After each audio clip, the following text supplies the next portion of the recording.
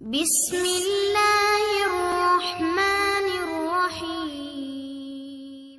السلام علیکم ناظرین کرام، حضرت لوط علیہ السلام حضرت ابراہیم علیہ السلام کے زمانے کے نبی تھے۔ آپ حضرت ابراہیم علیہ السلام کے بھتیجے تھے۔ آپ کو اللہ تعالیٰ نے ایک ایسی قوم کی طرف بھیجا جو فلسطین کے آس پاس بسی ہوئی تھی، جسے قوم سدوم کہا جاتا تھا۔ جس جگہ وہ قوم آباد تھی، وہاں کی زمین نہایت ہی سرسبز و شاداب تھی، اور وہاں پر ہر طرح کا اناج اور پھلوں کی کثرت تھی۔ اس قوم میں اس وقت ایسی برائی پائی جاتی تھی جو ان سے پہلے دنیا کی کسی بھی قوم میں نہیں پائی گئی۔ اس قوم کے مرد مردوں کے ساتھ ہی بدفعلی کیا کرتے تھے، اور یہ بے حیائی اور برائی اتنی عام ہو گئی تھی کہ وہ لوگ اپنے اس برے کام کو برا نہیں سمجھتے تھے، بلکہ اس پر فخر کیا کرتے تھے۔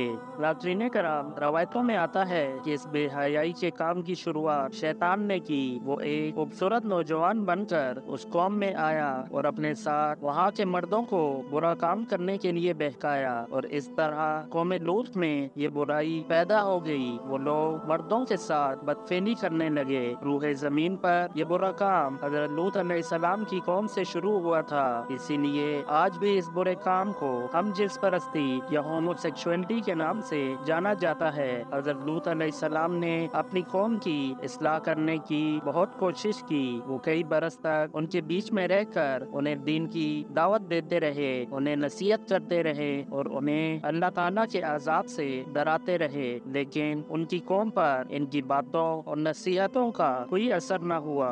حضرت لوط علیہ السلام نے اپنی قوم سے کہا کہ اے میری قوم، تم لوگ ایسے برے اور بے حیائی کے کام کر رہے ہو جو آج تک دنیا میں کسی نے نہ کیے۔ یہ بہت ہی گناہ کا کام ہے۔ تم اپنی عورتوں کو چھوڑ کر مردوں کے پاس جاتے ہو۔ اگر تم اپنے اس برے کام سے باز نہ آئے تو مجھے ڈر ہے کہ ایک دن تمہیں اللہ تعالیٰ کا عذاب آ گرے گا۔ میں تم سے اپنی دعوت حق دینے کی کوئی قیمت نہیں مانگتا۔ میرا اجر تو میرے رب کے پاس ہے جو سارے عالم کا مالک ہے۔ اس پر ان کی قوم کے جو دولت مند اور امیر سردار تھے، انہوں نے حضرت لوط علیہ السلام سے کہا کہ ہمیں نصیحت مت کرو، بڑے پاک صاف بنتے ہو۔ اگر تم نے نصیحت دینا بند نہ کیا تو ہم لوگ تمہیں شہر سے باہر نکال دیں گے۔ حضرت لوط علیہ السلام کی نصیحتوں کا جب ان کی قوم پر کوئی اثر نہ ہوا سوائے تھوڑے سے لوگوں کے جو ایمان لائے، تو حضرت لوط علیہ السلام نے اللہ تعالیٰ کی بارگاہ میں دعا کی کہ اے میرے رب، میں نے اپنی قوم میں دن رات تبلیغ کی اور انہیں تیرے عذاب سے ڈرایا، لیکن وہ اپنے کفر میں اور آگے بڑھ گئے۔ اے میرے رب، اب یہ ایمان لانے والے نہیں، اب ان کا فیصلہ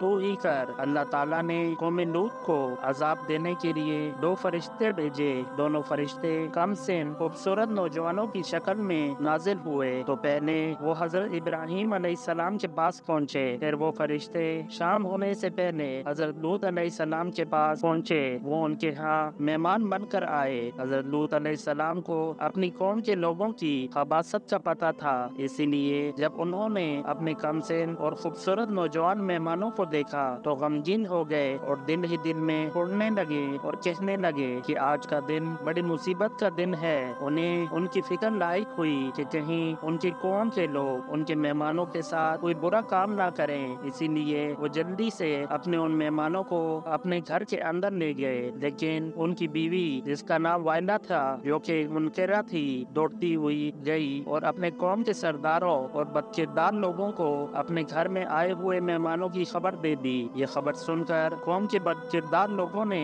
حضرت لوط علیہ السلام کے گھر کا گھیراؤ کر لیا اور حضرت لوط علیہ السلام سے کہا ان مہمانوں کو ہمارے حوالے کر دو۔ حضرت لوط علیہ السلام نے اپنی قوم سے کہا کہ یہ میرے مہمان ہیں، میں ان کو ہرگز تم لوگوں کے حوالے نہیں کروں گا۔ تمہیں اللہ تعالیٰ کا واسطہ ہے، میرے مہمانوں کے سامنے مجھے ذلیل و رسوا نہ کرو۔ کیا تم میں سے کوئی بھی بھلا آدمی نہیں ہے؟ اور آپ نے قوم کی عورتوں کی طرف اشارہ کرتے ہوئے کہا یہ میری بیٹیاں ہیں، تم ان سے نکاح کر لو، لیکن ان کی قوم کے لوگ نہیں مانے اور کہا تم اچھی طرح جانتے جانتے ہو کہ ہم لوگ کیا چاہتے ہیں؟ ہم تمہیں کل صبح تک کی مہلت دیتے ہیں، کل صبح کے بعد تم ہم لوگوں کو روک نہ پاؤ گے۔ یہ کہہ کر وہ لوگ چلے گئے۔ اپنی بے بسی پر حضرت لوط علیہ السلام کی آنکھوں میں آنسو آ گئے۔ وہ چاہ کر بھی اپنے مہمانوں کی حفاظت نہیں کر سکتے تھے، کیونکہ ان کی قوم کے بچے دار لوگ تعداد میں زیادہ اور طاقتور تھے۔ حضرت لوط علیہ السلام نے کہا، اے کاش مجھ میں تم سے مقابلے کی قوت ہوتی، یا میں کسی زبردست کا آسرا پکڑ پاتا۔ تب ان فرشتوں نے حضرت لوط علیہ السلام سے کہا کہ ہم عذاب کے فرشتے ہیں، آپ کو گھبرانے کی کوئی ضرورت نہیں ہے، ہم تک تو کیا اب وہ آپ تک بھی نہیں پہنچ سکیں گے۔ اللہ تعالیٰ نے ہمیں آپ کی قوم کو عذاب دینے کے لیے بھیجا ہے۔ آپ اور آپ کے ساتھ جو لوگ بھی ایمان لائے ہیں وہ سب صبح صادق سے پہلے اس بستی کو چھوڑ کر کہیں دور چلے جائیں، اور خبردار کوئی بھی مڑ کر پیچھے نہ دیکھے۔ اب ان گنہگاروں میں سے کوئی بھی نہیں بچنے والا۔ حضرت لوط علیہ السلام اور جو لوگ ان کے ساتھ ایمان لائے تھے صبح ہونے سے پہلے بستی چھوڑ کر دور جا چکے تھے، سوائے حضرت لوط علیہ السلام کی بیوی وائلا پیچھے رہ گئی تھی، کیونکہ وہ بھی ایک منکرہ تھی۔ اب فرشتوں نے زمین کو جڑ سے اکھاڑ کر پلٹ دیا اور کئی کلومیٹر گہرے زمین میں دسا دیا، پھر ان پر پتھر اور تیزاب کی بارش کی۔ اس طرح ان گنہگاروں کا نام و نشان مٹا دیا گیا اور کوئی بھی نہ بچ سکا۔ جس جگہ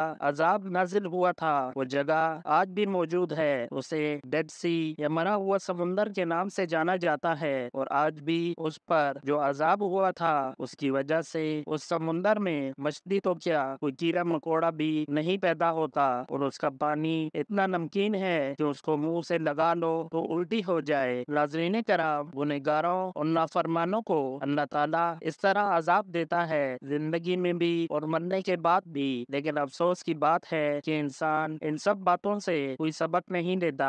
آج کچھ ماڈرن قسم کے لوگ اور یہود و نصارہ اس برے کام کو برا نہیں جانتے اور ایسے برا کام کرنے والوں کو قانونی حقوق دے رہے ہیں۔ اللہ تعالیٰ سے دعا ہے کہ اللہ تعالیٰ ہم سب کو ایسے برے کام اور ایسے برے خیالات سے بچائے، آمین۔